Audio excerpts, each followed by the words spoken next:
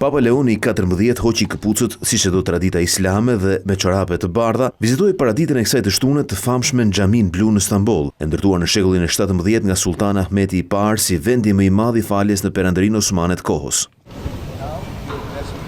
Gjatë vizitës së tij, kreu i Vatikanit u shoqërua nga drejtuesit më të lartë të besimit islam të Stambollit. Ata i ofruan të kryente edhe një falje, të cilën Ati i Shenjtë e refuzoi pa dhënë sqarime, përveç se duke thënë se preferonte thjesht ta vizitonte, një vendim i cili surprizoi edhe vetë Serinë e Shenjtë. Papa i parë nga Shtetet e Bashkuara theu edhe një tjetër traditë të pararendësve të tij gjatë vizitave në Turqi, duke mos vizituar Hagia Sofin, që u rikthye si xhami në 2020-ën. Ajo është ndërtuar në shekullin e 4 dhe gjatë perandorisë bizantine ka qenë katedralja më e madhe ortodokse. Papa Leoni XIV dhe Patriarku Bartolomej i parë do të nënshkruajnë këtë të shtunë në Stamboll dhe deklaratën simbolike për unifikimin e Krishtërimit, ashtu si në Këshillin e parë të Nikes para 1700 vitesh, të cilën e përkujton kjo vizitë e parë e Papa Leonit jashtë vendit e zhvilluar në Turqi.